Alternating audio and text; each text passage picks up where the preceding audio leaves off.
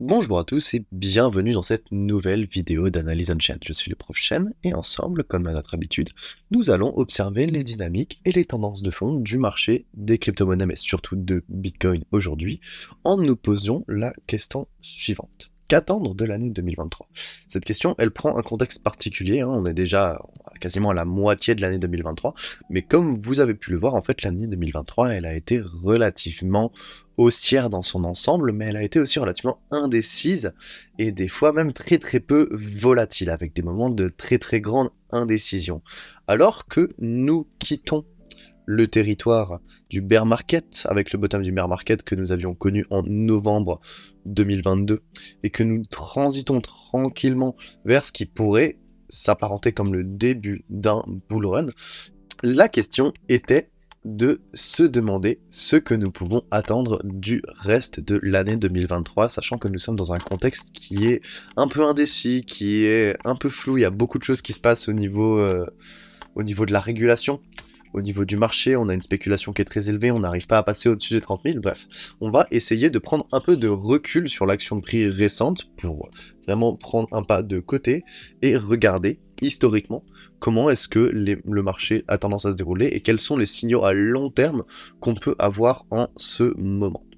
On va d'abord s'intéresser à l'activité on-chain du réseau, puis ensuite à la rentabilité du marché en règle générale. Pour commencer, on va s'intéresser aux adresses et aux entités actives. Alors, les entités, pour ceux qui ne seraient pas familiers avec cette notion, c'est juste un regroupement d'adresses. Comme vous le savez,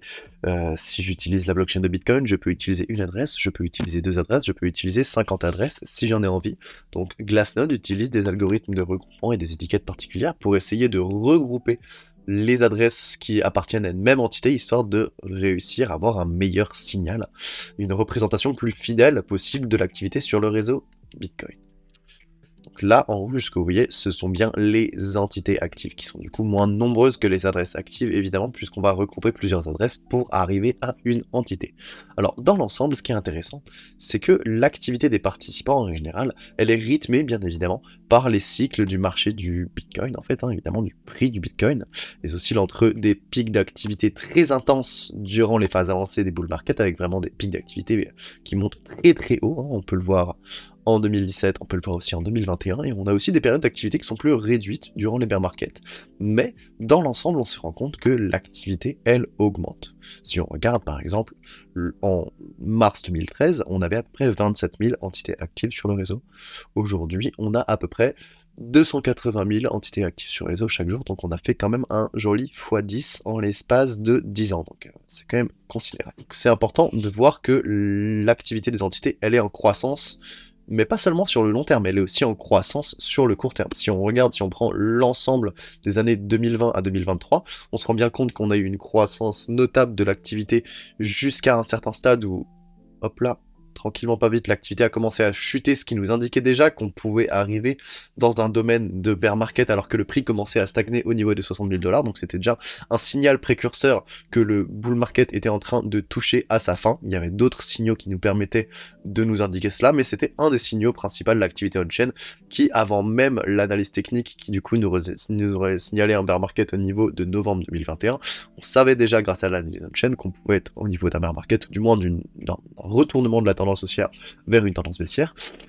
3 mois à l'avance, pardon, 6 mois à l'avance même, en avril 2021. Et ce qu'on voit, c'est que depuis le bottom du bear market en novembre 2022, où on avait grosso modo entre 200 et 300 entités actives par jour, eh bien on a eu une croissance qui est venue arriver à plat, qui vraiment a été hyper importante durant les derniers jours, et maintenant on est en train tranquillement de stagner. Donc dans l'ensemble, on est encore dans des niveaux d'activité on-chain des entités qui sont relativement réduits, si on les compare à ce qu'on a pu voir durant les 5 dernières années, et notamment durant les bull market, donc on est encore sur un niveau qui est très réduit, mais dans l'ensemble, le niveau a tendance à augmenter. Donc on peut évidemment penser que l'activité on-chain du réseau Bitcoin durant le prochain bull market dépassera celle du bull market de 2020-2021. On peut aussi remarquer quelque chose d'assez intéressant, c'est la présence de ce qu'on pourrait appeler un canal d'activité fondamentale. Un canal d'activité fondamentale, qu'est-ce que c'est que Quackebay? Alors c'est simplement le fait que si on trace une ligne basse sur tous les points bas de la mesure de l'activité des adresses et des entités, on se rend compte qu'en fait, on a vraiment une espèce de ligne qui délimite une limite baissière et on voit bien en fait que il y a un espèce de canal où à chaque fois que l'activité descend si bas, eh bien, elle peut pas vraiment descendre plus bas parce qu'en fait, il y a certains utilisateurs de Bitcoin qui utilisent le réseau de manière soutenue même pendant les bear markets. Ce canal, il existe pour deux raisons. Il existe d'abord pour la première raison, c'est que l'utilisation du réseau Bitcoin pour son usage principal, elle est quand même hyper importante. C'est-à-dire qu'il y a des personnes qui n'utilisent pas Bitcoin pour trader, pour faire de l'investissement, pour soit protéger leur capital ou faire de la moula très vite. Il y a des personnes qui utilisent Bitcoin pour faire du transfert monétaire. Étonnamment, hein, c'est quand même ce qui est écrit sur le white paper de Bitcoin, carte pire Electronic Cash. Il y a des entités qui utilisent Bitcoin pour s'envoyer des fonds. C'est l'usage de base du réseau Bitcoin. Et donc, ces personnes qui utilisent Bitcoin pour faire du transfert monétaire sont très peu impactées en fait par les cycles du prix parce que Bitcoin vaille 10 000 $ ou que le Bitcoin vaille 1000 $, vous pourrez transférer des fonds exactement de la même manière, avec la nuance près que le marché des frais va varier un peu. Voilà, vous avez peut-être des frais qui vont varier un peu, mais votre transaction sera toujours validée en moins de 3 blocs, en moins de 30 minutes en règle générale. La deuxième raison, c'est que certains investisseurs sont relativement opportunistes et profitent des prix bas pour accumuler des bitcoins. Donc on se retrouve au niveau des bottoms de marché avec une activité qui ne peut pas chuter plus bas parce qu'il y a des investisseurs qui sont là depuis très longtemps souvent, ou qui sont des investisseurs soit aguerris, soit ils ont compris en tout cas, ou ils prennent l'opportunité d'acheter à ce moment-là et de transférer ensuite peut-être. Et donc on a une activité fondamentale qui est à la fois due à l'utilisation du réseau de base, donc Bitcoin, transfert monétaire pur, et aussi des investisseurs ou des participants qui prennent l'opportunité et donc aussi le risque d'acheter près d'un bas de marché alors qu'ils ne savent pas si ça va continuer de baisser. Du coup, ces deux raisons font qu'on a une activité sur le réseau qui est soutenue même pendant les bear markets. Donc dans l'ensemble, ce qu'il faut retenir de ce graphique, c'est qu'on a une activité qui a tendance à croître sur le long terme avec un canal d'activité baissière, et qu'en ce moment, nous sommes dans une reprise de l'activité qui, nous allons le voir dans les graphiques suivants, n'est pas seulement dû d'ailleurs aux raisons que je viens de vous donner, mais aussi à une autre raison, quelque chose qui est arrivé en 2023 et qui n'existait pas avant. Mais du coup, je vais vous le présenter juste ici, dans le graphique du nombre de transactions. Donc, le graphique ici présent vous montre le nombre de transactions réalisées quotidiennement par les entités, pas par les adresses, mais par les entités, sur le réseau Bitcoin chaque jour. Il faut savoir que dans l'ensemble, on a une activité des transactions, donc transactions journalières, qui ont tendance à croître, évidemment, aussi au fur et à mesure du temps, à mesure que la blockchain de Bitcoin gagne en maturité, que les utilisateurs et les participants arrivent en plus grand nombre et qu'ils utilisent de plus en plus le réseau. Et ce qui est important à voir, c'est que là, le nombre de transactions quotidiennes, il est passé de 2000 à peu près, c'est ça, 240 000 transactions par jour en janvier, à peu près un peu moins de 380 000, et encore, c'est la fourchette basse, on pourrait même parler de 480 000 d'une certaine manière, transactions par jour en juin. Donc on a vraiment une explosion de l'activité au niveau des transactions depuis l'année 2023, quelque chose qu'on n'avait jamais vu avant, hein, même si on voyait qu'il pouvait avoir des fortes activités au niveau des bull markets, comme ce qu'on avait pu voir au niveau de l'activité des entités. Et là on voit bien que le nombre de transactions, il explose, mais littéralement, vraiment des valeurs qu'on n'avait jamais vues jusqu'auparavant. Quasiment un peu moins de 500 000, un peu moins d'un demi-million de transactions par jour, c'est quand même considérable. Hein. Et cette hausse de l'activité, elle est expliquée par deux choses. En moindre partie par le fait qu'il y a un retour des investisseurs et des spéculateurs vis-à-vis du fait qu'on ait passé le bottom du bear market et que nous sommes dans une phase précoce de bull market probablement, ou du moins dans une phase de transition entre le bear market et le bull market qui va venir, et que donc évidemment il y a des investisseurs et des spéculateurs qui sont présents sur le marché, qui veulent s'exposer soit à la volatilité à court terme, soit à long terme. Mais il y a aussi une autre raison, et c'est une des raisons principales, c'est que nous avons eu en 2023, en début d'année 2023, vers l'arrivée de la théorie ordinals et des inscriptions sur Bitcoin. Donc une nouvelle manière d'utiliser Bitcoin, notamment d'utiliser le champ up return, entre autres, ou même d'autres manières, pour stocker de la donnée sur Bitcoin, donc pour faire plein de trucs, hein, pour stocker de la donnée, pour faire des NFT, pour tracer certains Satoshi qui étaient rares d'une certaine façon. Bref, il y a beaucoup de choses qui sont arrivées, de nouvelles utilisations du réseau Bitcoin qui sont pas juste faire du transfert monétaire ou faire de la spéculation ou protéger son capital du débasement monétaire. Maintenant, on est capable de créer des choses, des collectibles notamment, sur Bitcoin. Et ça, c'est quelque chose de très nouveau et ça se voit. Il y a eu une énorme hype par rapport aux inscriptions, notamment en mai, puis ensuite en juillet-août, donc récemment, par rapport, premièrement, aux inscriptions de type texte puis image, ou image puis texte, puis ensuite au BRC20. Donc on a de nouvelles utilisations du réseau Bitcoin qui poussent les mesures de l'activité on-chain, notamment des transactions par jour, vers le haut. Donc là aussi, on peut voir qu'il y a un canal d'activité fondamentale qui peut être mis en évidence. Mais surtout, ce qui est important à retenir de cette mesure, outre le fait que l'activité soit en hausse, c'est qu'à forte à parier que l'innovation des inscriptions, elle impacte de manière non négligeable l'activité sur le réseau Bitcoin, probablement du coup en poussant les métriques vers le haut, comme on a pu le voir, c'est vraiment des choses qu'on n'avait jamais vues, et on voit bien qu'il y a un nouveau phénomène qui est en cause, et du coup, il sera assez intéressant, ce sera intéressant à mesurer, il faudra rester relativement attentif et potentiellement trouver de nouvelles mesures, de nouvelles façons de questionner la blockchain, de nouvelles heuristiques pour mesurer comment les participants utilisent le réseau. Donc c'est hyper intéressant de voir que, outre le marché du Bitcoin, il y a bien un réseau Bitcoin derrière tout ça, qui est la pièce de base, qui est le layer 0 de la chose, le protocole fondamental, le TCP/IP de la monnaie. Et c'est hyper intéressant de voir que, il y a des activités qui sont pas du tout liées à la spéculation en fait, et qui a vraiment une créativité sur le réseau Bitcoin qui va au-delà de l'aspect purement moula, pour la moula en fait, d'une certaine manière. Donc dans l'ensemble, l'activité sur le réseau Bitcoin, au fur et à mesure des cycles, elle continue d'augmenter, et actuellement elle est en hausse parce que il y a de plus en plus de personnes qui s'intéressent à Bitcoin, et il y a aussi de plus en plus d'investisseurs et de spéculateurs qui commencent à revenir sur le marché après la capitulation en novembre 2022 due à la faillite de FTX et le point bas du coup du bear market. Donc on voit bien qu'on est dans une période de reprise de l'engagement, de l'intérêt des investisseurs, même si on n'est pas encore forcément, du point de vue de l'activité des adresses ou des entités, on n'est pas encore revenu au niveau qu'on a pu connaître pendant les bull markets précédents. Donc on a une activité on-chain qui est en hausse, mais encore en deçà au niveau de ce qu'elle pourrait être si on était dans un bull market réel. Donc on voit bien qu'on est encore dans une phase relativement précoce, dans une phase de transition, et que nous ne sommes pas encore dans un bull market, bien que nous ne soyons pas du tout en bear market. Certains disent encore que nous sommes en bear market, ou même certains disent en bear market. On est très loin de tout ça, on est très loin de tout ça. Même si le Bitcoin continue à baisser et à aller toucher les 20 000, on n'est plus en bear market, c'est pas le cas. C'est pas le cas du tout, on voit bien que c'est pas le cas, et je vais pouvoir vous le prouver grâce du coup à l'analyse maintenant de l'état du marché du Bitcoin. On va aller notamment analyser le ratio MVRV. Pour ceux qui savent pas, ou qui seraient nouveaux sur cette chaîne, qui ne feraient pas partie de Cryptos Research, ou qui n'auraient pas suivi les dernières news vis-à-vis de l'analyse on-chain, probablement sur Cryptos ou même sur Twitter, et bien le ratio MVRV, c'est juste le rapport entre le coût de base moyen des investisseurs, le coût de base moyen du marché, et le prix spot. Donc ce qui se passe, c'est que quand le MVRV a des valeurs très très basses, eh bien on va voir qu'en fait le marché est en perte latente, et ça va coïncider avec les bottoms des bear markets. Et quand le MVRV est très très haut, on va avoir un marché qui est en profit latent très élevé, donc beaucoup de gens vont être en profit, et ça va coïncider avec les tops des marchés aussi. Voilà, je vous le fais rapidement comme ça. En fait, ce qui est intéressant, c'est qu'en mesurant la moyenne historique du MVRV, ici en bleu, et en mesurant ensuite les écarts types à plus ou moins un sigma, donc plus ou moins une déviation très forte, on va pouvoir être capable de mettre en évidence les moments où le marché du Bitcoin il se situe dans des conditions extrêmement rares, ou extrêmes, conditions qui sont particulièrement importantes, et ce à la hausse ici, ou à la baisse. Et ce qu'on peut voir ici du coup, c'est qu'on a vraiment une oscillation du marché entre les bandes vertes à la baisse et entre les bandes rouges à la hausse, qui nous signale les moments où le marché est dans une zone de surchauffe, en haut, et le marché est dans une zone de surchauffe à la baisse, si on peut dire, ou du moins dans une zone de surachat à la hausse et une zone de survente à la baisse. Ce qui est intéressant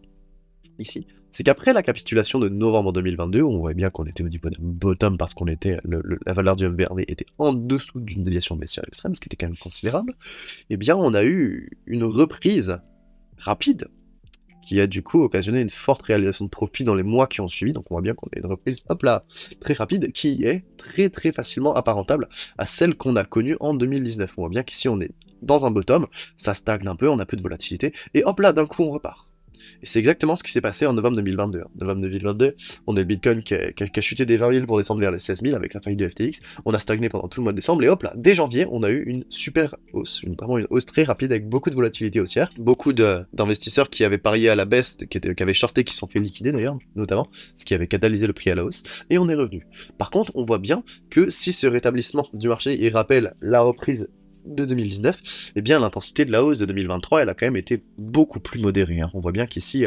le ratio MVRV vient chercher sa moyenne historique au niveau des 0,81 et va même relativement haut, il va même aller peut-être presque atteindre la déviation haussière extrême, donc on voit bien qu'on était dans un marché qui était presque en surchauffe au niveau ici des, au niveau des 12 000, parce qu'on était quand même descendu jusqu'à 3 000, 4 000, donc on était à peu près à 3 000, 4 000, et on est remonté jusqu'à 12 000, donc 1 x 3, 1 x 4 sur le prix en l'espace de 6 mois, ce qui est quand même considérable. Eh bien, on a eu une hausse qui était relativement plus modérée. On n'est même pas venu chercher la moyenne historique en bleu au cours de la hausse de 2023. On est passé d'un prix d'à peu près 16 000 $, à un prix d'à peu près 30 000 $, donc on a fait 1 x 2, on n'a pas fait 1 x 3, 1 x 4, donc on voit bien que l'intensité de la hausse était beaucoup plus faible. Ici, la valeur du MVRV n'est pas venue s'approcher de la moyenne historique, après avoir enregistré une déviation baissière extrême. Mais, tout de même, on voit que cycliquement, dans l'ensemble du marché, on est en train de répéter le schéma classique de après le sommet du bear market, le MVRV et la rentabilité du marché du Bitcoin se dégradent jusqu'à atteindre un point extrêmement bas où la majorité des investisseurs sont en perte et où il est très intéressant à ce moment-là de commencer à accumuler Bitcoin. Et ensuite, le marché se rétablit peu à peu et va chercher ensuite sa moyenne historique. Pour l'instant, on n'est pas encore allé chercher la moyenne historique, mais on voit bien qu'on est dans cette période de transition où on a créé un point d'inflexion sur le bear market et on va tranquillement pas vite progresser vers de nouveaux hauts. C'est assez intéressant d'observer cette dynamique et de voir que sur le long terme, on n'est pas du tout dans un bear market, on est bien passé outre le bear market, on est dans une transition vers ce qui pourra ensuite être un bull market potentiellement en 2024, parce qu'il ne faut pas oublier que le halving n'est pas du tout prévu pour 2023, et si ce n'est sur le point de vue psychologique et surtout sur le point de vue monétaire, le halving a un impact quand même relativement important sur les cycles psychologiques et donc les cycles de marché du Bitcoin. Dernière métrique, qui est un modèle expérimental exclusivité de chez Cryptos Research, eh bien on va être capable d'aller modéliser des choses très très sympas en reprenant certaines métriques, en prenant notamment en compte la rentabilité de l'offre en circulation, les variations du MVRV comme on a pu le voir plus haut, et les degrés de profit des investisseurs à court terme et à long terme, on est capable de mettre en évidence les phases précoces et avancées des bull market et des bear market. Alors, ce qui se passe, c'est que quand on est en bull market, on va avoir des petits pics qui vont aller de 0,25 à 0,5 sur l'oscillateur, et une fois qu'on est vraiment dans un bull market avancé, on va avoir des valeurs qui vont aller de 0,5 à 1. Donc en gros, entre 0,25 et 0,5, on est dans un bull market précoce. Entre 0,5, 0,75 et 1, on est dans un bull market avancé avec au plus haut des signaux qui nous indiquent qu'on est sur des sommets locaux. Et l'inverse du coup pendant les bear market, entre moins 0,25 et moins 0,5, on est sur un bear market qui est précoce, qui est encore très jeune, et sur, ou du moins qui est peut-être pas forcément jeune, je veux dire, on peut être sur un bear market qui est court, ou on peut être sur le début d'un bear market plus long. Voilà, comment est-ce que je pourrais le formuler. Ou sinon, quand on est entre moins 0,25, moins 0,75 et moins 1, eh bien, on a des valeurs qui peuvent nous indiquer qu'on est proche d'un bottom de bear market. Dans l'ensemble, ce modèle, bien qu'il soit encore expérimental, il fonctionne extrêmement bien pour cibler les bottoms de bear market et aussi bien pour cibler les sommets locaux et les sommets cycliques des bull market. Donc c'est vraiment un indicateur qui est extrêmement valorisant. Et surtout, ce qui nous indique ici, c'est qu'il y a une période qui est très importante à noter entre le bottom du bear market 2019 et le bottom du bear market 2022 et les périodes qui ont suivi. On voit bien ici que on a un contexte de bear market qui est très très fort, et en l'espace de à peine un mois, donc entre février, mars et avril, on va avoir un rétablissement et on va directement retomber dans des conditions de bull market précoce en 2019. Et qu'est-ce qu'on voit en 2022? On voit en novembre 2022 du coup des conditions de bear market très très fortes, et dès janvier, donc en l'espace de 2 mois encore une fois, entre décembre et janvier, boum, un rétablissement très très rapide aussi, qui nous ramène vers des conditions de bull market précoce. Donc on voit bien ici que ce modèle indique le retour des bulls, à un certain point de vue, le retour de conditions favorables à la hausse en 2023, qui prend une forme très similaire au contexte de 2019. Quand je dis qu'il prend une forme très similaire, c'est qu'en fait, il est en train d'être fait de manière extrêmement rapide. En l'espace de 2 mois, on est passé d'un bottom d'un market à des conditions favorables à la hausse à court terme pour le mois. Donc ça, c'est quand même quelque chose de considérable. Par contre, ce qu'il est aussi important de noter, c'est que ce retour très rapide en 2019, il a ensuite occasionné une surchauffe du marché qui nous a emmené vers une correction de plusieurs mois et qui nous a aussi emmené ici vers un Black Swan, mais on pourrait ne pas le prendre en compte et penser que le marché est resté flat pendant ce moment-là. On a quand même une correction des 12 000 vers les 7 000 environ, donc une correction d'à peu près moins 50%. Donc on voit bien qu'on a eu quelque chose de relativement important ici, et qui nous dit que ça pourrait pas se passer ici en 2023 de manière un peu moins importante. Vu que la hausse a été plus faible, donc on a fait k x2, on pourrait peut-être s'attendre à ce que la baisse soit aussi plus faible et qu'on fasse peut-être encore une fois que moins 50%, ou peut-être un peu moins, peut-être moins 20, et qu'en fait, on redescende des 30 000 $, peut-être vers les 22 ou vers les 20 000 $, peut-être, si jamais le niveau des 27 000 venait à chuter, le niveau des 27-26 000 étant actuellement encore très bien défendu. Donc voilà, quelle dynamique on peut aller observer sur le long terme sur l'état du marché et l'état de l'activité on-chain. On voit bien qu'on est plus du tout dans un contexte de bear market, qu'on est dans un contexte de bull market précoce, mais on va dire dans une phase de transition plutôt, et on voit bien que si on a eu peut-être pendant quelques mois, 3 ou 4 mois, une chute du prix, une respiration après une forte hausse en 2019, il n'est pas du tout impossible qu'on ait ensuite ici, du coup, après la hausse qu'on a connue en début d'année, pendant les deux premiers trimestres de l'année 2023, peut-être, pendant la fin d'année 2023, une respiration qui nous ramènerait potentiellement vers les 20 000, 22 000 $. C'est pas du tout impossible, sachant que les années de transition comme 2023 et 2019 sont souvent des années où il y a beaucoup d'indécision, mais où il y a aussi beaucoup d'impatience et beaucoup de spéculation. Et on peut se rappeler que lors de l'analyse on-chain de la semaine, d'il y a 2 semaines en fait, on voyait bien que les investisseurs à court terme, qui sont notamment des spéculateurs, eh bien ils étaient très impatients. Ils avaient beaucoup parié à la hausse en pensant qu'on allait enfin casser les 30 000, et au final, le prix s'est retourné contre eux, il y a eu beaucoup de liquidations, il y a eu beaucoup de prises de pertes, beaucoup de douleurs de la part des investisseurs à court terme, qui eux du coup extrêmement impatients, alors que les investisseurs à long terme, qui étaient très patients et qui savaient qu'il fallait accumuler et attendre encore potentiellement jusqu'à 2024, eux n'ont pas du tout été impactés. Donc il a fort à penser que l'année 2023 va être une année assez indécisionnelle, assez volatile, avec pourquoi pas encore un peu de baisse, pourquoi pas encore un peu de hausse, mais faut pas s'attendre à ce qu'on aille chercher les 60 000 tout de suite, il va falloir faire preuve de patience, c'est normal. C'est comme ça que ça se passe, il faut du temps entre un bear market et un nouveau bull market, il faut à peu près 1 an, des fois même 1 an et demi, histoire de comprendre qu'on a transité, que les gens ont suffisamment accumulé aussi, et pour que le sentiment de marché se retourne, c'est normal, ça va pas se faire du jour au lendemain, on peut pas arriver des 16 000 $ et 3 mois après faire un nouvel ATH, ce serait juste malsain en soi. Si on veut un marché qui soit organique, qui soit naturel, il faut donner du temps au temps. C'est comme ça que j'aimerais terminer cette vidéo, il faut donner du temps au temps, il faut être patient, il faut avoir un point de vue à long terme, car la spéculation à court terme va jouer contre vous, le temps va jouer contre vous, alors que si vous êtes là pour du long terme, le temps va jouer avec vous et vous allez avoir beaucoup moins de stress, vous allez être beaucoup plus rentable sur le long terme. Donc voilà ce que je voulais vous présenter dans cette vidéo d'analyse on-chain. On va faire un petit résumé rapide. Donc les données de cette semaine, elles démontrent que les entités actives et que les transactions sont en croissance. Dans l'ensemble, l'activité on-chain signale un retour de l'intérêt et de l'engagement des participants, mais il reste toutefois ce niveau en dessous des niveaux des marchés haussiers des cycles précédents. En ce qui concerne l'état du marché et la rentabilité de Bitcoin, il semble que le retour rapide des conditions favorables à la hausse enregistrées en 2023 prenne une forme très similaire à ce qu'on a pu voir en 2019, bien que l'intensité de la hausse actuelle soit plus modérée, on a fait qu'un x2 depuis le bottom du bear market. L'année 2023, elle a de fortes chances d'être une année de transition, marquée par la volatilité et l'indécision, qui va alterner entre les phases de dominance des bulls et des bears pendant que le marché mature, c'est normal. Et puisque la conviction à court terme, elle a déjà été mise à mal depuis les 2 dernières semaines, avec beaucoup de personnes qui avaient acheté entre les 31 000 et les 29 000, qui se sont fait secouer et qui ont probablement paniqué pour certains d'eux au niveau des 26 000. Il reste à voir maintenant si une correction de quelques mois, qui pourrait être entamée depuis 2 semaines en fait, et une correction de quelques mois similaire à celle de fin 2019 pourrait se produire. C'est assez intéressant d'observer ces dynamiques sur le long terme et de voir qu'en fait, les schémas du Bitcoin, de cycle à cycle, se répètent d'une certaine manière ou se reproduisent, et du coup, il y a quand même des chances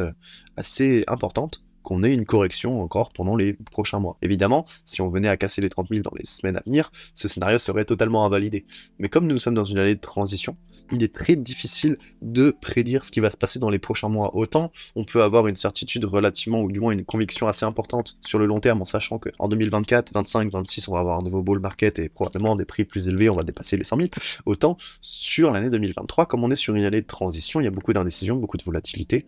et comme le marché n'est pas assez mature, il y a aussi beaucoup de spéculation, et du coup la spéculation va avoir tendance à liquider des deux bords. On va avoir liquidé les shorts d'un côté, puis liquider les longs ensuite, ça va faire le yo-yo. Et dans ce contexte de yo-yo, je pense, du moins mes indicateurs me pensent à voir qu'il y a une probabilité non négligeable qu'on ait une correction encore pendant quelques mois, et peut-être qu'on aille chercher un peu plus bas, potentiellement vers les 25, 20, voire 20 000 $, ce qui ne serait pas grave du tout, en fait ce qui serait une purge saine, et qui permettrait d'ailleurs à beaucoup d'acteurs d'aller chercher et d'accumuler des bitcoins à des prix très bas, et ensuite de les accumuler sur le long terme pour ensuite donner lieu à un bull market par la suite. C'est ce que nous allons voir dans les prochaines, dans les prochaines semaines, hein. Évidemment, j'ai pas de boule de cristal, moi mon objectif c'était de vous donner un point de vue explicatif sur ce qui se passe en ce moment, et d'essayer peut-être d'envisager des scénarios pour le futur, mais comme on est sur une année qui va être très incertaine, j'essaie de pas trop me projeter, parce qu'on sait pas trop comment ça va se passer. Mais d'un point de vue pessimiste, j'essaie de pas trop être optimiste dans cette vidéo, j'essaie d'être un peu plus réaliste. Je me dis que si on reproduit les mêmes schémas, il y a de fortes chances quand même qu'on aille chercher un petit peu plus bas, et ce serait pas si grave que ça en soi. Si vous avez aimé cette vidéo, je vous invite à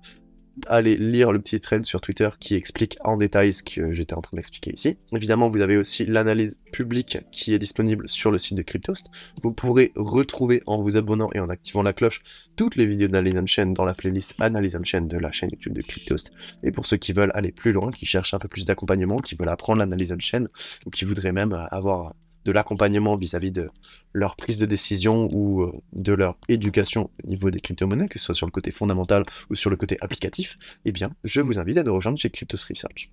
Évidemment, vous pourrez retrouver un petit code promo qui vous donnera 20% de réduction sur votre premier mois d'abonnement, histoire de tester le produit et de vous faire un avis pour voir si ça vous intéresse. Merci à tous, c'était Prochaine, j'espère que cette vidéo vous a plu, on se retrouve dans 2 semaines pour une nouvelle vidéo d'Analyse On-Chain. Salut à tous.